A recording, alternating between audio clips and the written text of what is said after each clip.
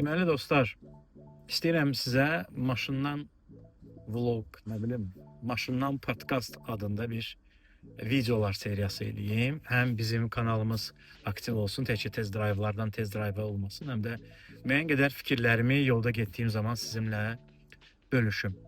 Tətildən yeni çıxmışıq, amma tətil həftəsində elə bir gün yox idi ki, bir maşın dərədən aşmasın, kimsə kiməsə sürüşüb dəyməsin. Hətta bir videonu yəqin ki görmüsünüz, yolda dayanan maşınları çəkə-çəkə sürüşüb gedib başqa bir maşına dəyib. Niyə bu hadisələr baş verir? Burada hətta saytlardan biri provokativ bir başlıq eləmişdi ki, Tesla, Porsche qalıb yolda Vaz 2106 Jiguli gedir. Sanki Jiguli belə yollarda daha yaxşı olarmış kimi belə bir fikir irəli sürüb. Əslində bu belə, təbii ki, belə deyil. Hadisələrin baş vermə səbəbi çox sadədir. Düşünmədən qərarlar verilməsi, spontan qərarlar verilməsi və planların olmaması. Plan nədir? Biz yeni il tətilinə gedəcəyik. Hara gedəcəyik? Qubaya gedəcəyik. Deməli, qar yağarsa maşınımız buna hazırdırmı? Yəni bizim qış təkərlərimiz varmı? Yoxdursa, bəlkə daha fərqli bir yol seçək, həmin əraziyə getmək üçün. Bəlkə heç getməyək, bəlkə başqa bir yerlər seçək. Zaten mən sizə bir şey deyim, Azərbaycan ərazisində istirahət eləmək daha bahalıdır. Nəinki gedib, məsələn, Ərzurumda və ya digər bir ərazilərdə istirahət eləmək. Yəni burada plansızlıq rol oynayır. Avtomobil təkər seçilməyib, hərəkət sürəti düzgün seçilməyib, hava şəraitinə uyğun olaraq ara məsafəsi düzgün seçilməyib. Üstəgəl, buzlu havalarda avtomobil idarə etmə vərdişlərinə malik deyilik. Yəni, tutaq ki, Finlandiyada, Norveçdə, İsveçdə yaz və qış rejimi var. İmtahan da verəndə yayda sürmək üçün ayrıca imtahan verirsən, qışda sürmək üçün ayrıca imtahan verirsən. Bizdə təbii ki, bir dəfə verirsən və heç kim gedib sürüşkən ərazidə maşın sürməyib və ya o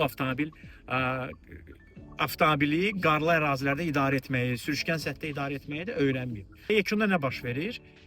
Əyləcdən istifadə edir sürüşkən ərazilərdə və avtomobil daha çox sürüşür.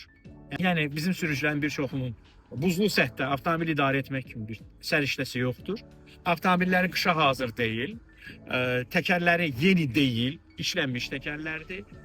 Və həmçinin yol hərəkəti haqqında qanun nə deyir? Yol hərəkəti haqqında qanunun 50-ci maddəsi deyir ki, sürücülər hərəkət sürətini seçərkən bu ara məsafəsində aiddir. Hava şəraitini və sutkanın vaxtını da nəzərə almalıdırlar. Yəni hal-hazırda mən tutaq ki, günəşli bir havada avtomobil sürürəmsə, qarlı yerlərə gedib çıxsam, burada sürdüyüm kimi artıq orada sürə bilmərəm.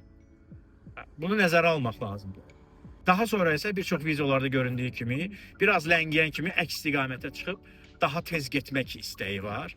Yəni bu ən absurd bir şeydir də. Əks yola çıxıb nə qədər tez çata bilərsən ki və nə edə bilərsən ki, heç nə edə bilməzsən.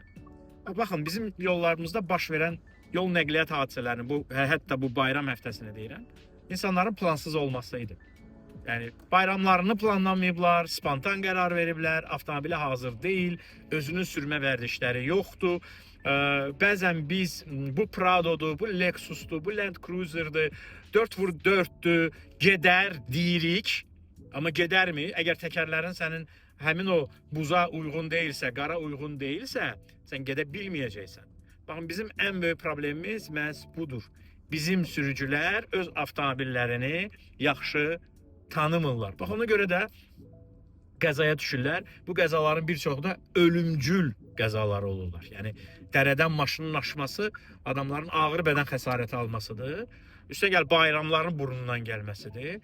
Ən pis halda isə bayramın qəza statistikasının rəqəminə çevrilməsidir. Bəs siz nə fikirləşirsiniz dostlar? Bu bayram həftəsində niyə bu qədər çox qəza oldu? Rəqəmlərə çevrilməyin. Görüşərik, qismət olsa.